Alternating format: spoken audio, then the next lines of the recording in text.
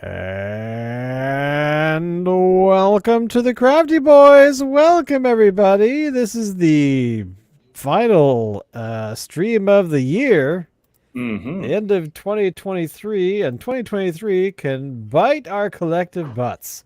So, welcome. How are you all doing, boys? I am doing awesome. Fine. I am Fine. Wow. back in the Wow, north. that's all we get. Just awesome. Yeah, it's fine.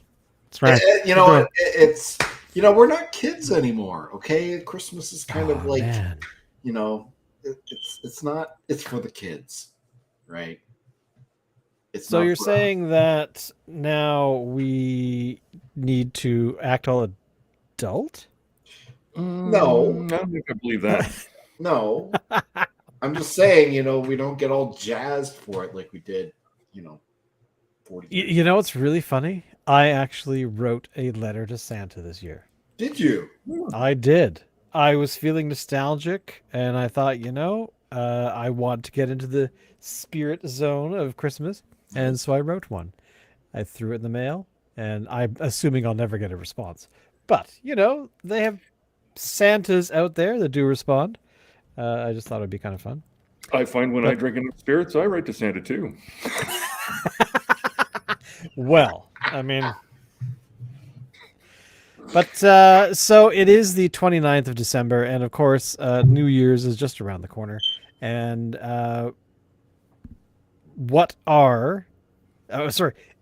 give us a Christmas story from this year. Anything funny, anything exciting happen?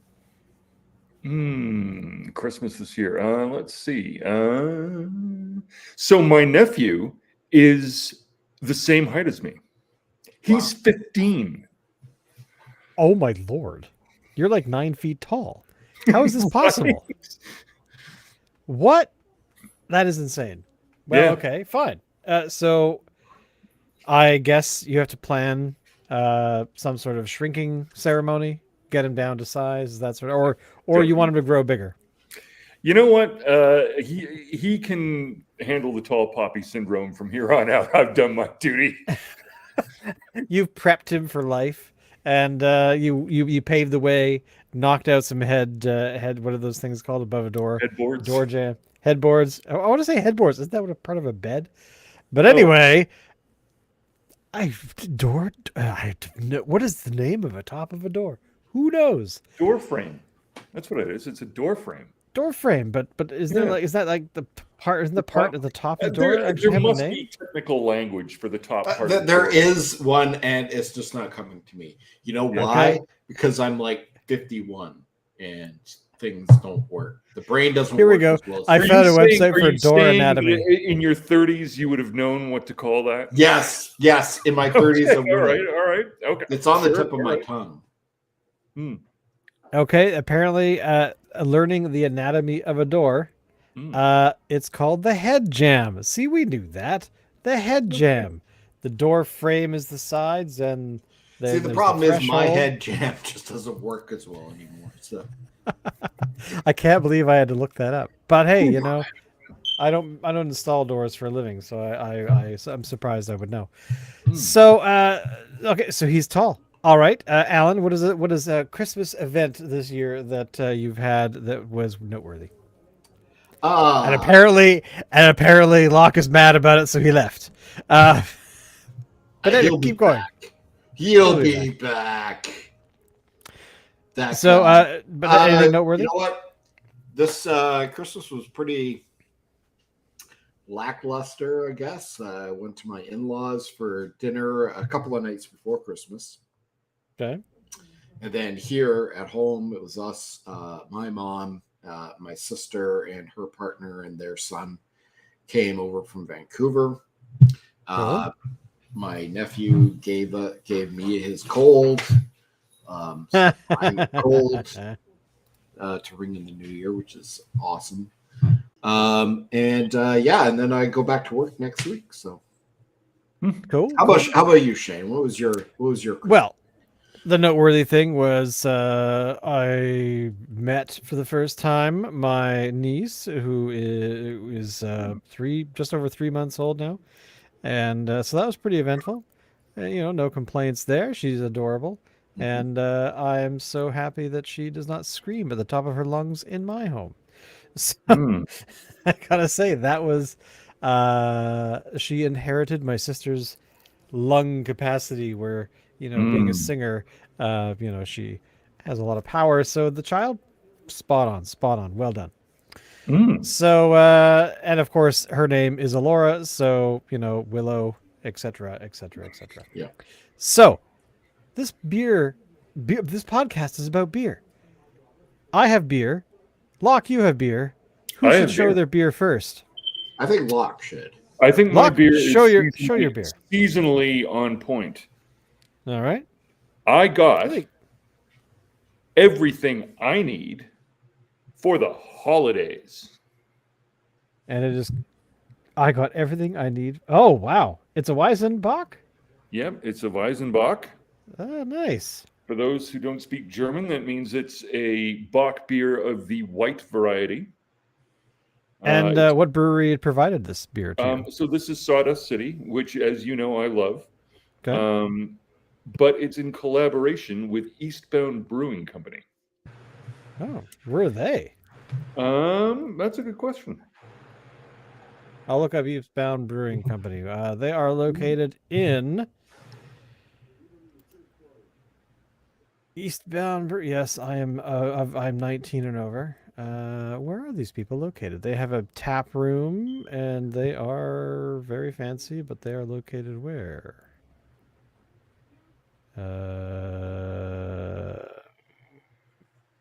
Oh, here we go. Queen Street East in Toronto. Okay, so they're GTA.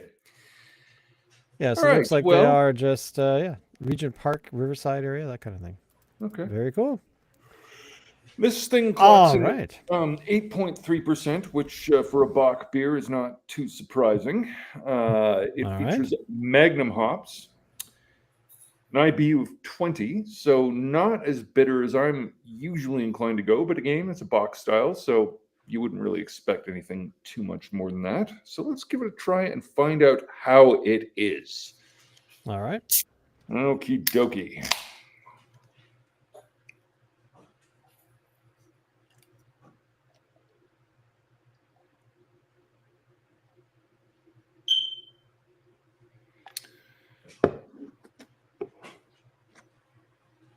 That's a good head. Effervescent head, That is astounding. a dark caramel color, maybe closer to a brune. Mm-hmm. It is darker than I was expecting for a Weizenbach, but Yeah, for sure.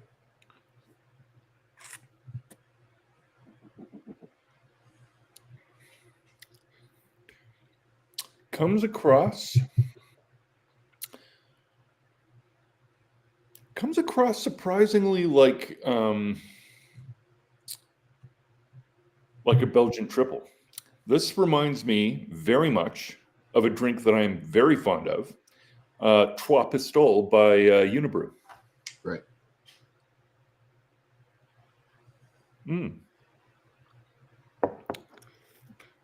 Yeah, same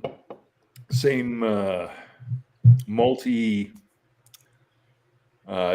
reasonably dry. It's a little sweeter than I would often go unless it's wintertime.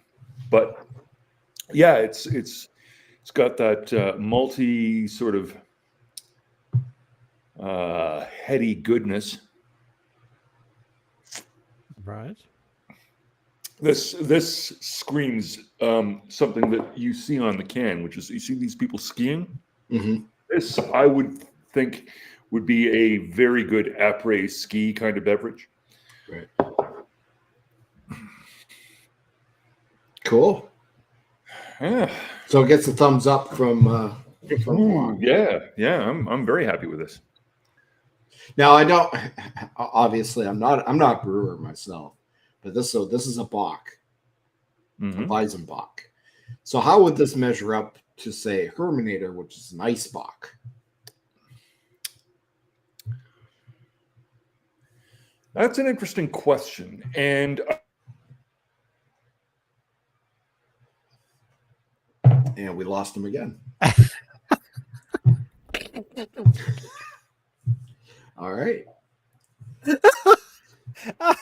The internet doesn't like him today. No, the internet is definitely not his friend. And I think he needs to change the battery in his smoke detector. That is true. It does keep going off in the background. I'm glad I'm not the only one who noticed. Well, while we are waiting for Locke to return, let's talk about our beer. So you and I have the same beer because we were lucky enough to see each other over the holidays, Yes. over the weekend. Speaking of which, before we go too far, I just want to say that's a highlight of my Christmas is being able to get together with you at least a couple of times. That's true. We went to a pub. Oh my god, it was amazing. We actually went out. So the beer, tiramisu, pastry stout for 2023 from category 12. Now this is something that Alan is very excited about. Alan, fanboy. I am. So I've actually never tried this beer before. Category 12 has been making it for at least the last 2 years, probably 3. They have only sold it previously out at their tasting room, which I rarely get to. And apparently the batches the last couple of years have sold out really quickly. So I never got to try it. So this is the first time I've actually seen it in a store near me. So I was able to pick it up so I can try it. Apparently, from what I hear, this thing is amazing, and I want to try it out for myself. Now, interestingly, somewhat shocking to me, the IBU rating on this beer comes in at 67, which is quite hoppy for a beer that I thought would be kind of a little bit on the sweet side. Maybe not. Let's see. It's like motor oil. That is some very thick, badass. Check that out. Whoa, mine's beaming out. Molasses. That is one thick. And I'm going to be using, this was a gift from my son. It is a beer mug that is in the shape of a stormtrooper head, stormtrooper helmet. That is way cool. So, all right, so let's see what it says on the can. Cool. So, is there any story here? Oh, yeah, there is. Here we go. A beer worth leaving your career for. All right. Luxuriate in the richness of this dark and inviting stout. 9 types of malt are melded with the decadent properties of the Ethiopian coffee, cacao beans, cinnamon, brown sugar, and vanilla over an extended boil, culminating in a revelation of flavor. Our team is dedicated to bring you the great taste experience, starting at the microscopic level while staying true to all the elements of our proudly geeky background every time. When you choose a Category 12 beer, blah, blah, blah, blah, blah, we make good beer. Strong beer comes in at 11.7%. I'm going to die this evening. Yeah. So, Category 12, of course, has been on the show before many times. Their product has always been great. So, they're not lying about the amount of malt in here. So, flavor up the wazoo. Like, there's so much flavor happening in this thing. The thing is, I'm not tasting any tiramisu necessarily. No. Like, I am being punched in the face repeatedly with coffee. Yeah. It's thick. It's a little bit more than coffee. There's more to it than that. But certainly if you've ever had a tiramisu, you know what that tastes like. And this doesn't taste like it. It's not bad. It's a great flavor. It's very rich. But it's not tiramisu. But it's overpowering too. Like it's really the medium through which to translate tiramisu. No. We've had this discussion before where we've had a lot of different sort of winter beers that have had all kinds of great flavor ideas, but then of course they become stouts or ales, and porters. and porters, yeah, especially porters. So yeah, they're being killed off um, by their brewmasters a bit. You I know, mean, they're of I'm course. liking Is there this really a beer. beer that would work best? I'm liking this beer. Like I think it's a good beer. It's just if you're thinking that it's going to taste like a tiramisu dessert, it ain't. Right. Yeah. Now let's take another slant on this. What if the tiramisu is just one ingredient that goes into making something that's unlike tiramisu, but it's how they get there? Well, you know, it's interesting. I was looking at the ingredients, and the ingredients in this beer are Mhm. barley, wheat, and oats. Not coffee, Okay. not not anything Is it else. Tiramisu. Anything else that you would find in tiramisu. But is that maybe what it is though? Is it the oats that are really coming through? Because that's kind of I the think so. flavor I'm getting. Like that's actually yeah. I think it's just the oats. So here's a further question. When you say that it's coffee-ish, would that be of the elements that you might point to in a coffee flavor? Is it the roasted quality? Is there something a little bit sort of I think you're charcoaly? right. I think it's the roasted quality. But I think generally stouts have a bit of a coffee-ish, They often do, yeah. yeah, flavor to it, and I think that's the profile that's coming through with this beer.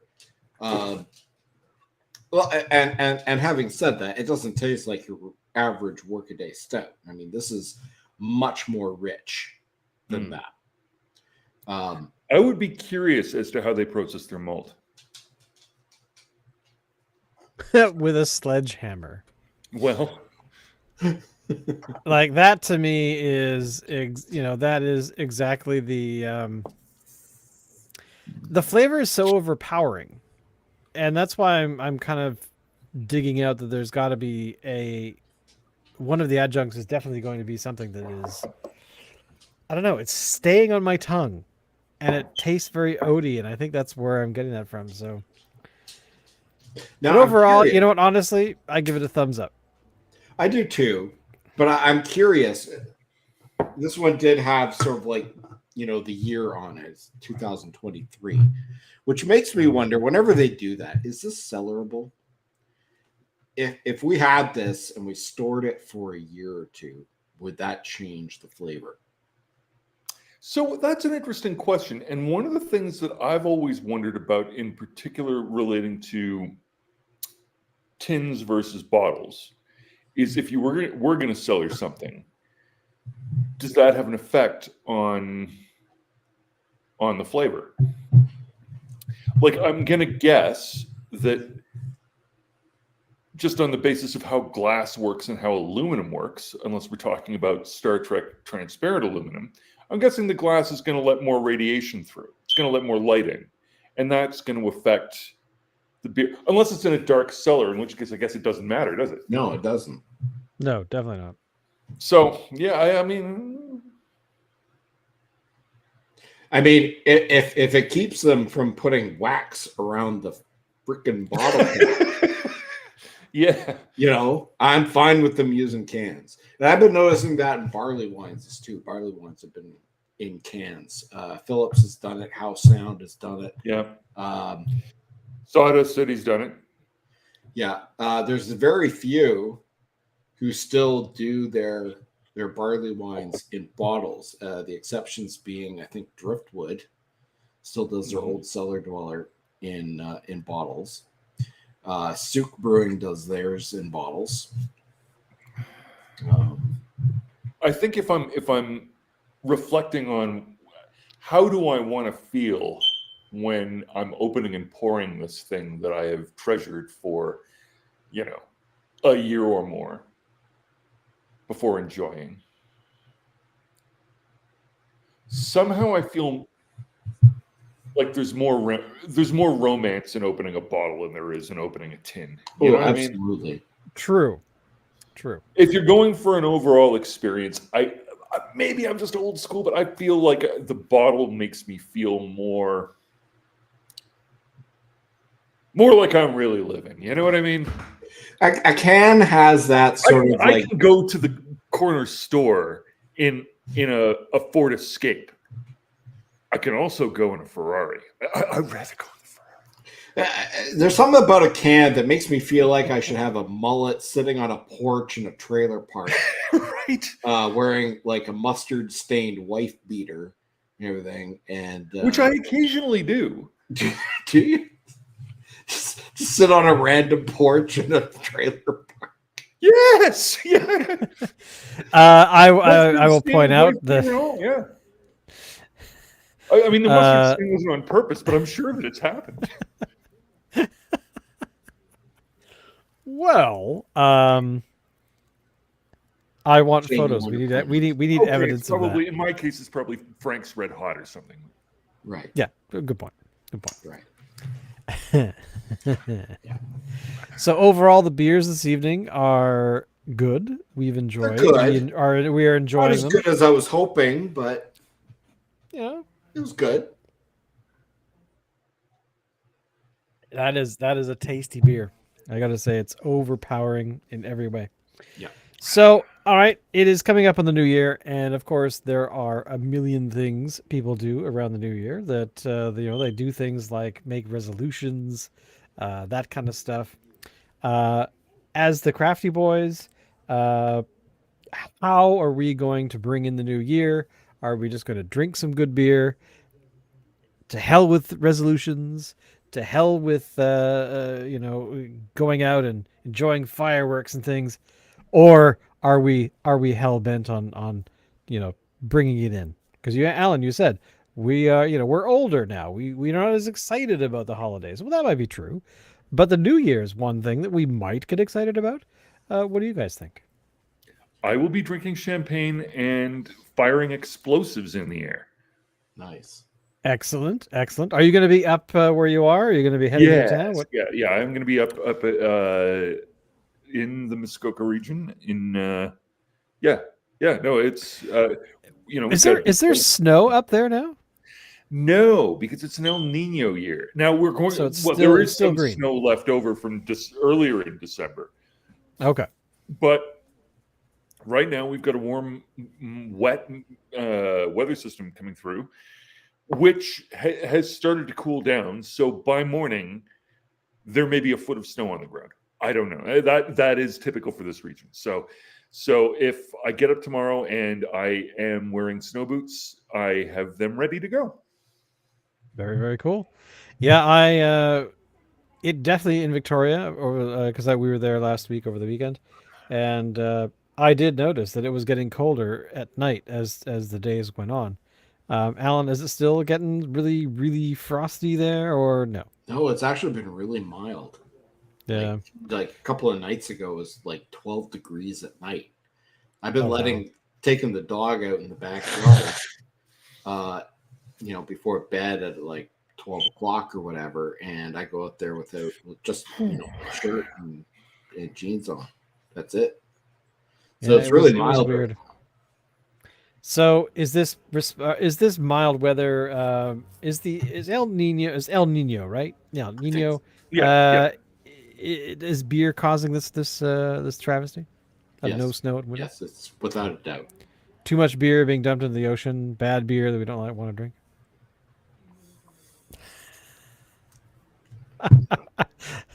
Locke is giving that way too much thought. We're not scientists over here. I think we could safely say that beer has absolutely nothing to do with it. So, but going back to my original question, anything to be excited about? You're going to be shooting off explosives into the air. Alan, what are you going to be doing for the new year? Well, I tell you, I picked up my nephew's cold, so I'm not going to be doing anything unless I manage to ditch this. We've been invited over to my wife's brother's place to hang out with his family, for the evening. But apparently they've all got colds too, so that may not be happening. I may just be staying at home. But we'll see. I hate staying at home for New Year's, but Right. but to be honest, I haven't done anything for New Year's like party wise in at least 10 years. So last year we went over. Was it New Year's? Yeah, we went over to Elizabeth's place. A friend of ours that's who right. last year hadn't seen her in a couple of years because of COVID and all that kind of stuff. Mhm. So that was fun. That was actually quite notable. I enjoyed that. Right Um, on.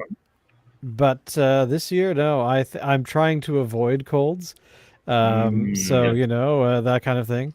So I don't think we're going to be doing anything. I think we might just be staying home and setting off explosives in our living room. Maybe, I don't know. Yeah. Well, I mean, if you guys are into it and we're all hanging around at home, we could do a stream. We did that a couple of years Oh, ago. that's true. We did. Okay, that's not Mm. a bad idea. That's not a bad idea. Let's So, try maybe. Locke, if you got nothing to do on, was it Sunday night, right? Oh, he's I letting us I Uh, expect I will be run off my feet, but I will absolutely chime in and you can watch me getting ordered around by my family because we have Australian guests and there is much to do and there's always very cool. but yeah, I love this plan. Let's totally connect. Yeah, we can totally do this. So, Yeah. so we'd have to do it, of course, at 8:30 for Yes. us here on the West Coast, just because we want to enjoy the arrival 3 hours ahead of time of the New Year's. So that's going to be awesome. So What about you, for a Shane? brief period, we'll be in 2 different years. What about you? Do you Sorry? have any New Year's resolutions that you're contemplating? Um, not really. I have. I mean, every year I do think about it because it's a very popular thing to do, but ultimately I just end up not bothering because who cares? You know what? Uh, It's kind of cliched, isn't it? The whole well, resolution thing. I think there's definitely a psychological element where some people do find that having a particular cutoff of some sort or a beginning of some sort uh, gives them that extra boost. But I think it's very rare for people to actually be inspired to continue said boost for the remainder of the year, right? Yeah, it tends often to be the case. I I've never you know much I believed in New Year's resolutions. I occasionally make choices. I decide, fuck it, I want to lose a bunch of weight, or fuck it, I want to, start, I don't know, learning how to read documents sent to me by the Canadian Revenue Agency. Something Okay. like something that would make a difference. Yeah, like I'll Okay. start doing things like that, but trying to do it on a clock doesn't make it go easier for me. I just feel resentful about the fact that there's this date imposed on it. And I didn't choose that. I didn't decide how the years go. That was Julius Caesar. Unless I can replace Julius Caesar and call July Lockhart month. What can't you? I'm already beat by a guy who lived fucking more than 2,000 years You ago. could create the Lockhartian calendar. I would sign up for that. The well, Lockhartian it's a calendar good would be my idea. thing. I support that. And when I say Lockhartian calendar, I mean sort of like your own sort of like calendar makeup, not like a calendar with like skimpy pictures of you and everything. I'm not interested in that. But I'm interested in sort of like I would likely do that anyway. But I would hope that you would do a bearskin rug, fire and sort of a la Burt Reynolds, that kind of thing. Yep. I'd buy that calendar. But yeah, I mean, I think you're right, Locke. There's a sort of weird. I think over time, there's all this idea that you have like a problem with. I think most people have this problem where being told that they have to do something by a certain period of time or start on a certain period. A lot of people tend to be like, well, nah. I mean, in their careers, probably it's a good thing, but in personal stuff, it's like, I could start tomorrow or I could start next week. But I think were I to make any resolutions, it would be more about reading a certain thing, like a series of books that I've had, I've looked at and just haven't read. And I'm like, this is going to be the year. I'm going to do that. Reading more things that I want to read because I'm tired of like running out of time. I think that's sort of weird stuff, is sort of what I would make resolutions for. But I guess I don't know. I find it, if it's more of a challenge, that I tend to do them more regularly, like, I require structure. If I want to get something done, I have to have a structure. And I think for personal project stuff, but I don't know. Are those resolutions? Probably not, come to think of it. I mean, so basically we're just old and we're resigned now, like, eventually gonna die, so I may as well just give up now. There's nothing. There's really, I'm only 50 years old. I mean, I could just give up and just be done. Yes, that does happen. But then I think, like, how old was Stan Lee when he created like Marvel? Wasn't he like older? Well, actually, Maybe okay. not 50, but like He might have been, actually. I don't know. Well, I mean, the guy died at what, 90 something couple years back. but the thing, Did he? the thing is, Well, he didn't start Marvel like in his like 20s or anything. I mean, he was a bit older.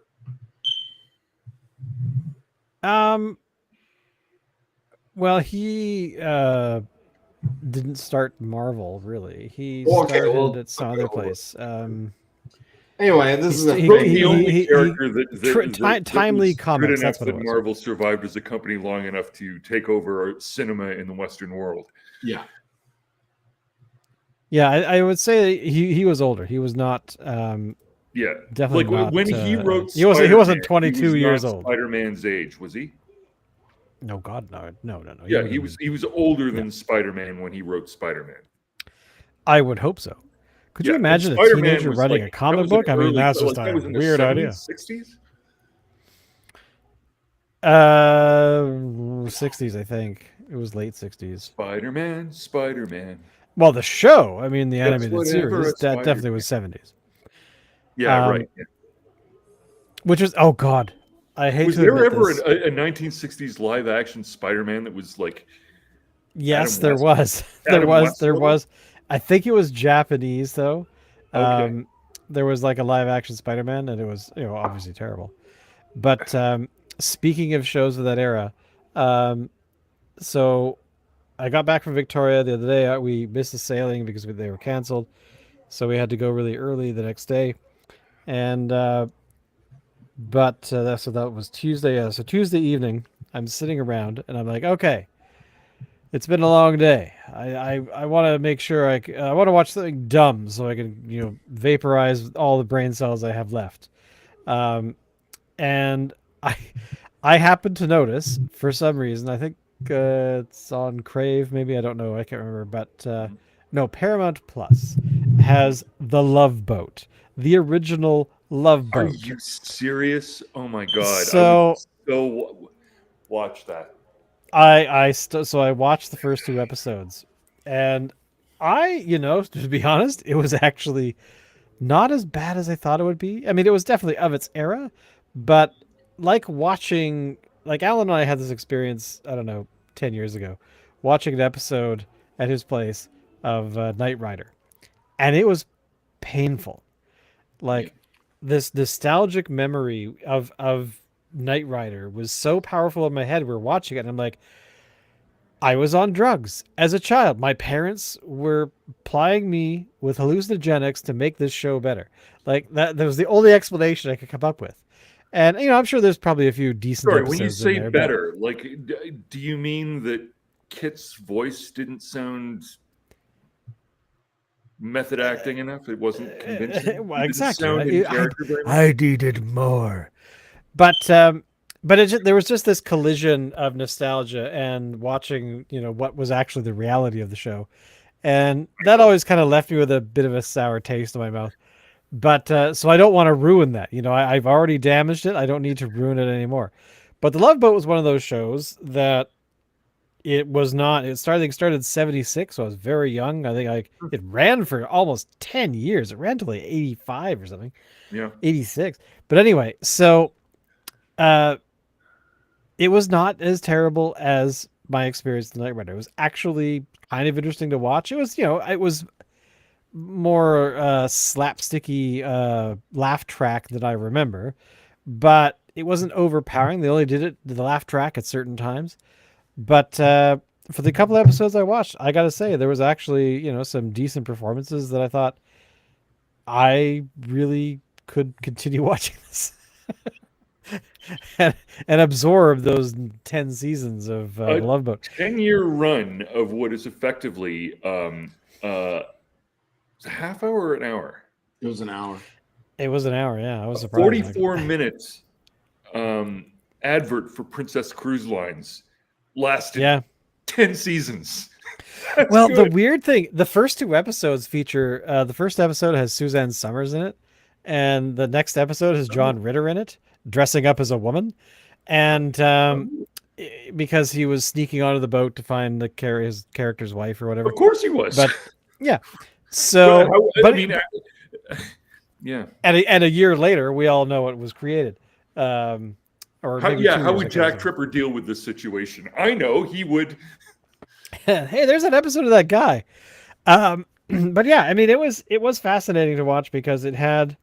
I was obsessed with what the production must have been like, because sometimes they're on the boat and sometimes they're on a set. They're obviously on a set, but how would the production work with that? Because the characters are in, sometimes they're on a set, sometimes on a thing. I'm like, and here's the other thing too, is that I did not realize it's an anthology program where you have 3 or 4 stories running in parallel. And at the very end, it doesn't matter what happens with the crew because they interact with these things, but it was very much a fantasy island kind of thing where you had, characters walking off a plane, talking to Mr. Rourke, being like, "Hi, I want to murder my parents. Hi, I'd like to set fire to my old school. Hi, I'd like to get naked on stage and dance around and have people loving it." But you had those 3 sort of threads kind of going through the storyline, and I did not know that of The Love Boat. I have no memory of that at all. Oh, really? So that was the format. One thing I've been watching, I don't know if you guys have heard of this. It's a free streaming platform called Pluto TV. Yep. So I was discovered it, and I was watching episodes of Mork and Mindy on it. Oh, okay. I watched the 2-parter episode, the one where Mork was shrinking and shrunk down to go into some sort of parallel universe or something. And it was quite humorous. It wasn't as funny as I remember it being, but it was still funny. What drew you to? I'm trying. I remember bits of Mork and Mindy, but I cannot think of anything specific, except for maybe I remember Jonathan Winters being on it in later seasons. The last season. How many seasons did it run? I think it only ran for 4, but it was because the producers kept messing around with it. So the first season was amazing. I remember it had I think his name was Conrad Janis, played Mindy's dad, who ran a music store, along with Mindy's grandmother. I have a vague memory of a music store. For the second season, the producers decided they wanted to attract a younger audience. So they decided to fire anybody over the age of 35 on the show. All right, Pam, you're out. Well, no, Pam was fine. Mork was fine. The downstairs neighbor, Mr. Bickley, he was fine, even though he was older. But the dad was gone. The grandmother was gone. Apparently, the producers said to Conrad Janis, who played the father, said, "Get the hell out of here." And they hired 2 younger people who supposedly work in a delicatessen. And they were her father? Sorry? And they were her father? No. No. Okay. No. So these were just people. And then they brought in Exodore as well. Remember Exodore? No. What the hell is? I have no memory what that is. Exodore was this friend of Mork's. But he was this guy who wore like white robes, and he had like imaginary followers and stuff. He's like, "Shut up!" And he was like crazy. Wasn't there some character that aged backwards, and they were like that was Jonathan Winters. So that was his kid, Mirth. Or his father, Mirth. No, it was this kid. It was Mork's son. Mork's. No, is that how that goes? Was he born as Jonathan Winters and aged? No, there was. You're right. There was another Orcan character who came in as an old person, but aged backwards and became a kid. Okay. I need to take a pause here. Okay. This thing is fucking pissing me off. What the ceiling? The smoke detector. Or the smoke detector. He needs to replace the beeping battery. at me because it needs to be replaced. Hold that thought. We'll continue to talk amongst yourselves. This will only take. Okay. So, of these shows that we've just talked about, if the Crafty Boys were to become a show, what would the show be about? Like, okay, it has to end every episode of doing a live stream while drinking beer. But what happens outside? There's 3 or 4 of us, depending if Dave's around. But that's like 3 to 4, parallel stories that could run.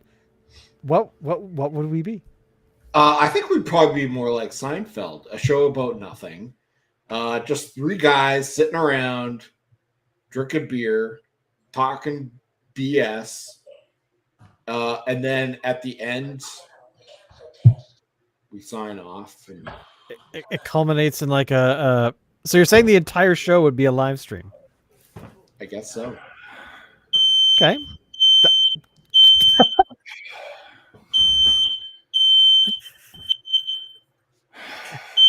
The Crafty Boys versus the alarm, the fire alarm. I think you're gonna have to turn that off, Locke. Oh, it's quiet now. Oh, okay. Did it talk earlier? Did you press a button? Did it talk to you? Yeah, it talks to you. Yeah. That's really annoying. But does it now stop beeping though?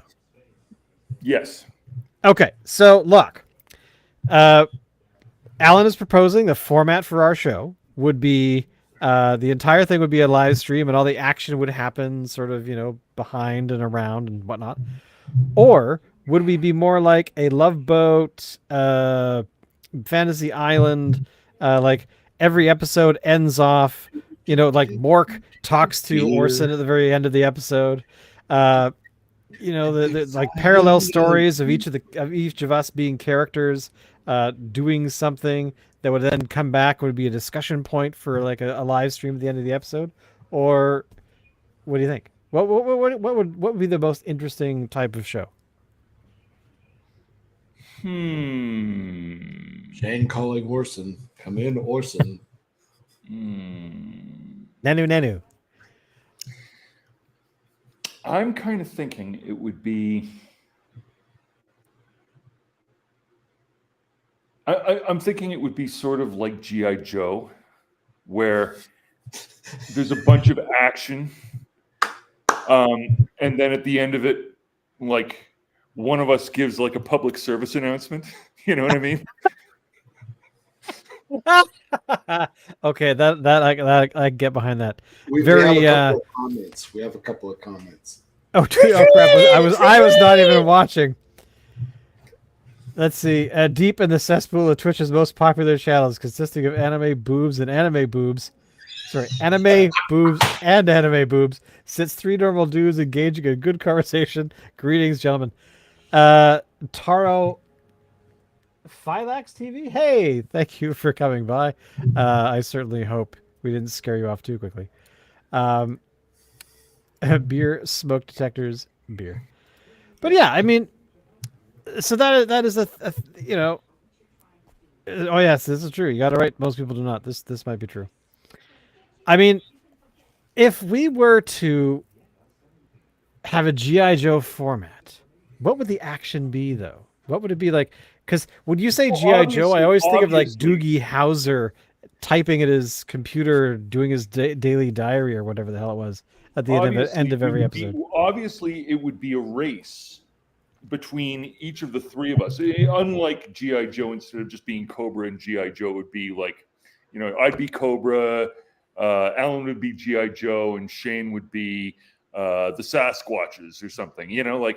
Um, and well, yeah, there'd be like an army of Sasquatches that are like neutral, but and hold like GI Joe and Cobra in mutual disdain. And so there'd be like a race to collect, rare substances from around the planet, where we would have to fight in extreme environments over things like, preserved jellyfish and,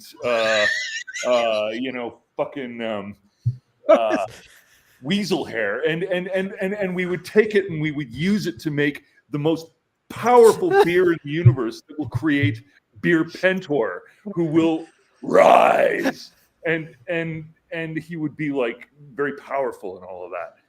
You see, and then they would take over the world.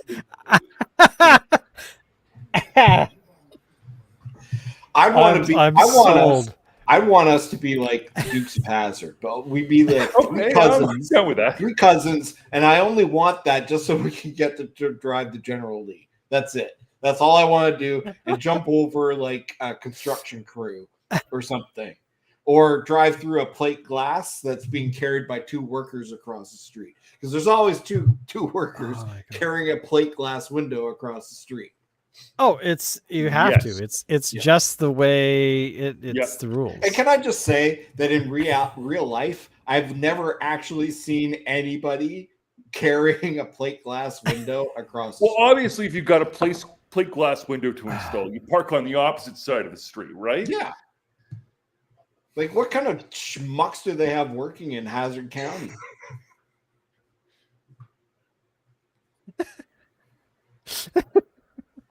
Hazard County would be probably a really good setting for the show. Oh, wait a second. Hang on. Yeah, we got to drop pianos out of windows. Yeah. Yes. Yeah. Or plate glass windows. Oh, yeah. Safe. The safe is always the go-to, it's the rules. Oh my God! Old Uncle Jesse used to. Yeah, we would all be Uncle Jesse, because we'd be brewing like whiskey. That's true. That's true. We would have to have a still. Now, who's like the next door neighbor character? Like, what would that be? Because there's always a next door neighbor. Like you were saying, Alan, the guy downstairs in Mork and Mindy. You had like Larry, Three's Company. Wasn't he a neighbor, or was he just a friend? The Furleys, and then you had like Larry, Daryl, and Daryl, who were on Newhart. Oh yeah, Newhart. Which is reminding me of something related, but not. Do either of you remember the late 80s? I'm thinking all the way to maybe mid 90s. They were sort of somewhere between grunge and metal, if I recall. And they were called Boss Hog. But the lead singer was a fucking totally hot chick with like raven black hair. No, I have no recollection of this. They were fucking awesome. I wonder whatever the hell happened to those guys. I don't know. I just had a thought. This would be kind of like we would be like a taxi sort of. Taxi. We would be like Taxi, would we? Okay, if we're Taxi, I'm sorry. Which one of us is Danny DeVito, and which one of us is? No, actually, I think we know that. I think Shane's probably DeVito. Yeah. Okay. So Okay, keep going, keep going. Let's ride this one out. I'm very curious. so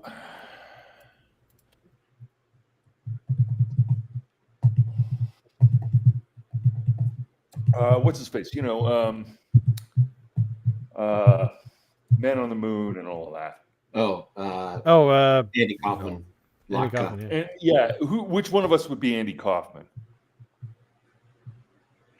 Well, I gotta tell you, Andy Kaufman. any of us is want to be comedy Andy Kaufman? idol. So, Okay, I'm sorry, Alan. You're Andy Kaufman. all right, I'm okay with that. EB Da. So who would I be then? I think you'd be Alex Rieger. Yeah, it could be. Yeah. All right. Oh God, who would Actually, I I be? think Shane needs to be Elaine.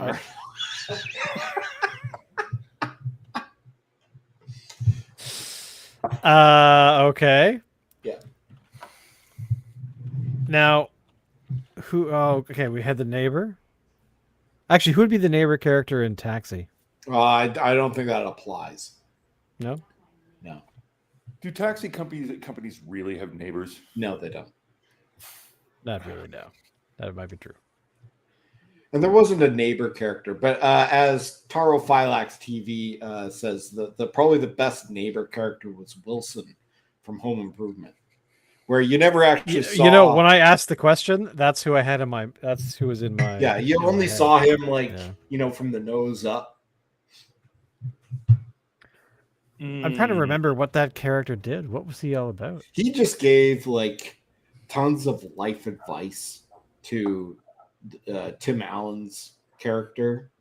Right. Whenever Tim was having a problem, he'd go out into the backyard, and Wilson would be out there, and he would tell him about the problems, and Wilson would always give him some sort of sage advice that allows him to sort of like turn the tables and make everything be all right. Okay. Yeah. Yeah. Will's for Home Improvement, pre-king is over the fence. That's exactly right. Yeah. What about? Okay, so we've had our characters. We've had our some of the other sort of things. Now, what are we missing? We're missing something. We're missing like the setting. Is the setting an online stream? Is the setting something else?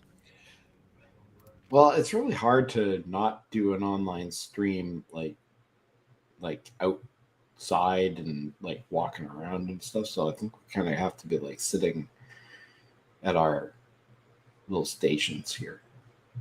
Well, okay, but with cutaways to like the actions where we're like chasing each other with like fire hoses of powerful beer and shit. Right. Fire hoses of powerful beer and shit. Well, not beer and shit. Okay, I mean, that's kind of rhetorically, not actual shit. That would be gross. Yeah. Who wants to drink from the fire hose? Oh my God! Now that, yes. You got to have the fire hose. Yeah. Like that off the that okay. I'm sold on that entirely.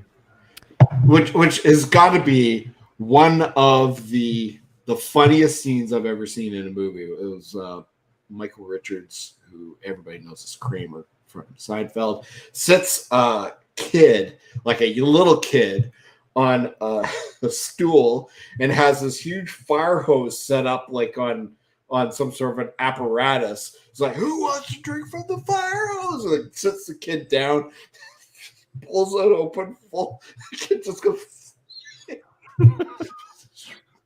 UHF was by far one of the best examples of just raw, thick, creamy stout street. Yes, exactly.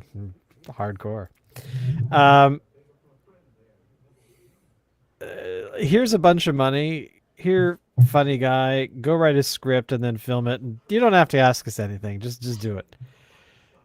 That to me was just untethered creativity that made no sense. Awesome. But yeah, I mean, it was and Michael stupid, but it was oh awesome. yeah, I mean, it was basically watching, um, just watching people have fun. Like Michael Richards was completely, um, I don't know, just He was untethered Kramer and before awesome. there was Kramer. That's true. It's been a long time since I've seen that film. I don't know. I don't know if I remember it properly. I might need to. It's definitely worth a watch. I wouldn't Yeah, say. it's worth. I mean, it's not going to change your life or anything, and I'm not even going to go as far as to say that it's a good movie. I'm just going to say that if you're going to turn your brain off was for Weird Al Yankovic actually involved in? Sorry, what? It was a Weird Al Yankovic thing, wasn't it? Yeah, it was. Yeah. How much of the writing was he involved in? I would say probably quite a bit of it. Yeah. I mean, like I like his work. I've always thought he was a very funny guy. He certainly did the music. I know that much. How much Right. of the actual story he wrote, I'm not too sure, but he definitely did all the parody stuff. Yeah, I remembered there being an element of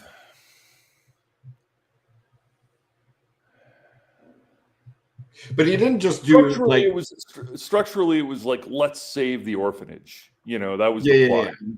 Let's save the community TV channel or whatever. But yes, that's exactly what it was. What was kind of cool about it wasn't just what he normally does. Is just like music parodies. spoofs, yeah. But this allowed him to do parodies of commercials, movies, TV Yep. shows, and that kind of thing. So I think we got to see like an extra side of him. I'm thinking like, there was Conan the Librarian, the Spatula City.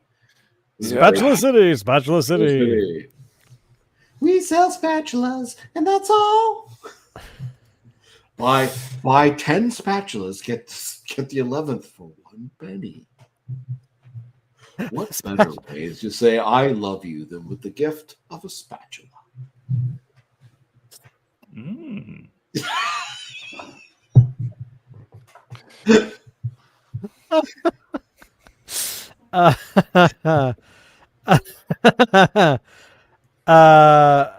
Wow.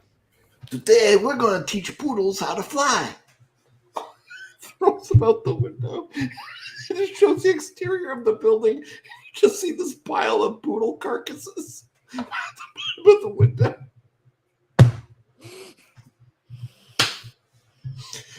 Oh, they couldn't do that today. We I lost my train of thought. Actually, you know what?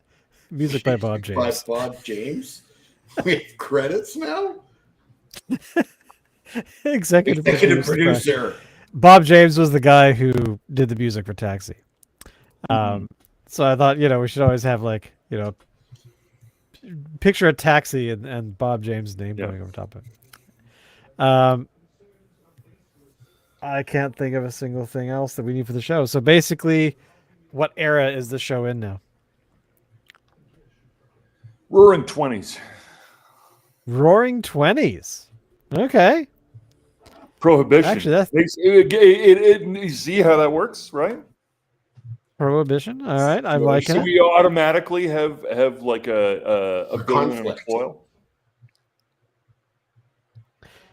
Well, the conflict would have to be we're drinking beer during Prohibition time. So we have to have like you get all the the police and the alcohol, guns, and whatever the fuck it is, cigarettes commission or whatever they were, out to shut down crime in New York, and then we'd come out with fire hoses of extra powerful beer. Yeah, fuck you. That is like the episodes that the A-Team did for a short time, where they were now. Hang on. So I remember this very clearly because I was very confused, and it wasn't until 20 years later I actually looked it up. So the A-Team was being punished because they were told they were too violent. So, because they had guns and they would shoot at the ground and like scare the villains. They didn't actually shoot anybody. They just shot at them. Yeah. And but apparently that was too violent. So they were given an order to, hey, you have to, for the next X number of episodes, you have to make at the very end of the episode when you have the big climax and you defeat the bad guys, it has to be non-violent ways. And so there's an episode where I remember watching it going like, what is going on? And, as a kid, you're like you're what, 10, 11 years old thinking, if you're thinking this is weird. So uh, the team gets locked in a barn. They get cornered by the bad guys. And then they do their thing. They had that, every episode they built something or did Yeah. something that was going to solve the problem. And what they built was a machine that shot cabbages. Because for some reason, this barn, there were a bunch of cabbages. And so they built like this. I remember it being like a big hose where the cabbages were shot out with some sort of compressed air system. And of course, that I feel like I defeated the bad remember that guys. episode. Yeah. So, but years later, I remember looking it up, going, "What the hell is this?" And essentially, they said, "Hey, you're too violent, so you have to do this." So they had like 5 episodes where they had to do non-violent solves or whatever. I don't remember if this was at the very end of the series. Is non-violent. Well, I mean, I guess from a In the TV 80s, executive's perspective, cabbage attacks would have been nonviolent. yeah, exactly. But imagine the blunt force trauma of a cabbage So does this hitting your mean rib that cage. I'm Well, look, allowed actually, to, if you wanted to really do somebody and get away with it, yeah, you'd fucking kill them with cabbages because then all you do is you make a fucking coleslaw. Where's the fucking murder weapon? Yeah, I don't know. I had a really good fish and chips last night. So side order of coleslaw. But yeah, I mean, you have all of these. A more serious question: the definitive George Peppard role was it Bandachek or was it? What do you think, Hannibal? Sorry, what? So, huh? George Peppard? Yeah. Was Bandachek more iconic, or was? I think it depends on the generation. For our generation, I'm going to say it's Hannibal. It would have to be Hannibal. Now, granted, maybe. I mean, that was probably when that was more than 10 years before. I would think. Like when he did Hannibal, that was him in his Leslie Nielsen going, yeah. All right, I've been a straight guy all these years. I'm gonna do comedy now, right? But that said, Bandachek was always a bit of a smartass, and so it was a little bit comedy, Bandachek always was to me a predecessor to T.J. Hooker. Oh, I don't know why. Really? Yeah,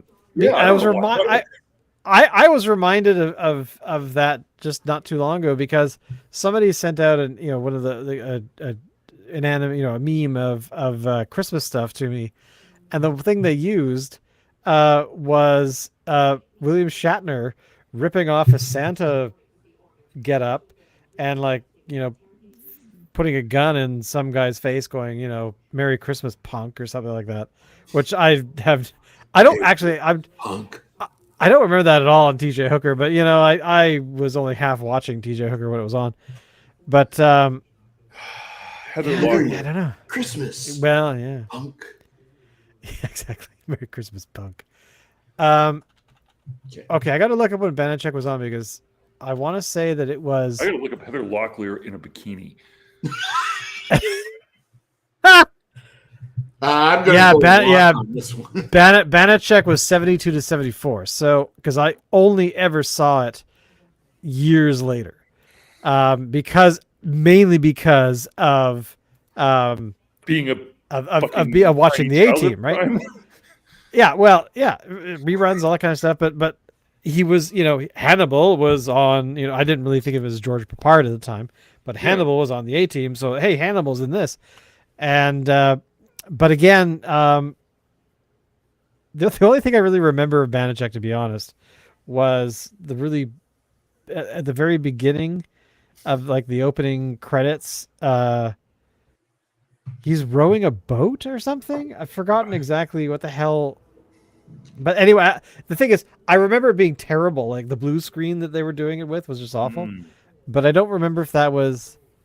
See, I'm gonna have to watch it again. I'm sure that it's out. Okay, let's see. Hey, computer, where can I see Banachek and is it available on a streaming service? Um, and it is available nowhere. Not available for streaming. Nope, it's not available. That's really sad. Now, granted, it only ran for what, 2 seasons? Yeah, only a couple. Now, Rockford Files. We can never Rockford forget the Rockford Files. Files. Do you remember the episode where um,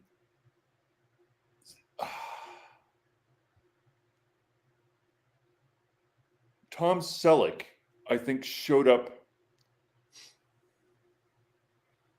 Tom Selleck? Really? Yeah, Tom Selleck had an episode where he was like this was before Magnum PI, so he was still kind of finding his speed as an actor. Okay. But it was Tom Selleck getting schooled in how to be a TV detective by whatever the fuck his name is who did Rockford. James Garner. James Garner, yeah. Okay. James Garner, yeah. Yeah, here we go. The episode was called Nice Guys Finish Dead. Let me pull this up here just because we're nerds and life is better when you have the Rockford Files. So the Rockford Files, this actually wow, this is like episode aired November 16th, 1979. Special guest of a PI convention dinner is found murdered in a restroom. Flawless Lance White. There you go. Wow, that is a long time ago. Mm-hmm. Holy hell. James Whitmore Jr. Wow. I remember the two crossover episodes that I've always, I don't know, never left my brain. Was between Murder She Wrote and Magnum PI. Yes. Yep. That was good. So you had like the 1 week where Tom was in Cabot Cove for some reason. Tom. Magnum PI. Or no, she was in Hawaii. That's right. She was in Hawaii. No. I think they flip flopped them. There was a Magnum PI episode where you had Murder She Wrote, whatever the fuck her name was. Angela Lansbury. Was that the name of the character or the actress? The actress. The actress. Angela Lansbury. She played. I got to look this up because I don't even bloody remember. I don't remember the name of the character, but anyway, Murder She Wrote was in Hawaii, and she was in an episode of Magnum PI, and then there was a follow-on episode of Murder She Wrote where Magnum PI shows up. No, did I remember that wrong? I think that happened. No, I think you remember right. Murder She Wrote went from 1984 to 2003. Yeah. 2003? Are you serious?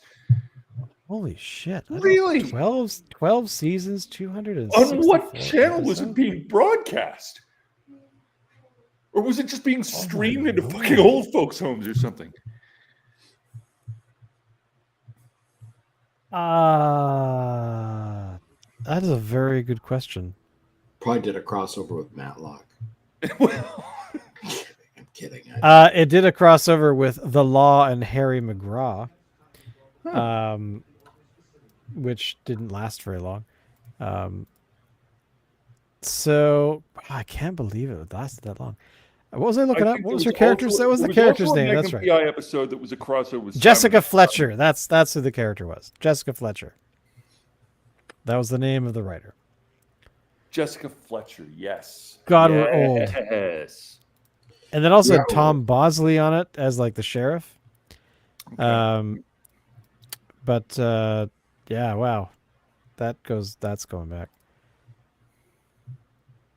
Wow, these are like there are some incredibly wow, that 12. How the hell did it last that long? I don't remember it lasting beyond like 92 or 93. That's insane. Yeah. It is terrifying to me to think the state that I was in about 2003, while that was going on, they were still making episodes of Murder, She Wrote. Yeah. That seems Crazy. totally bent to me. Now, of course, that also but here the 2003 though, that also was the TV movie era. Okay. So the show went for a certain So time it and might then have they been had like several movies. Which they also had I mean a lot of shows have done that. I remember what's fucking Knight Rider.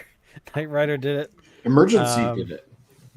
In the Oh yeah, 70s. Emergency. That's right. Their 7th season was a series of TV movies. And there was a show I was looking at not too long ago that I was thinking about watching again, and yeah, it basically had like 5 seasons and then had like 7 movies after that. I've forgotten what I was looking at, but that is yeah, essentially that's- the BBC format. I mean, they do it in reverse. They start with TV movies and then eventually start producing full seasons of 1-hour television.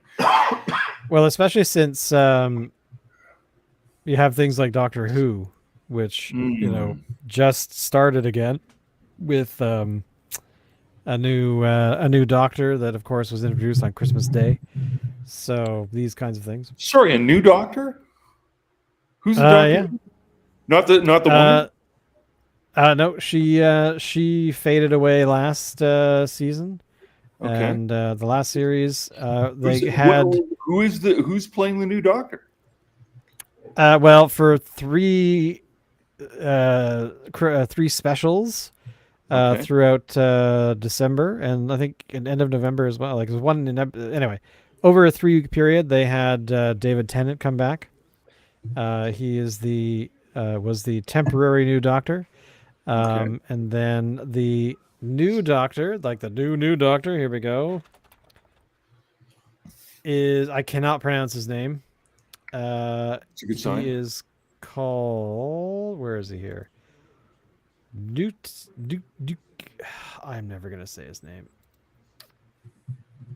I will just show you here. I'll show you a photo. Hang on. Let me find one that actually has him as the Doctor. But yeah, so he just started. He's had one special, and his series starts, I think, in March. I think is the time.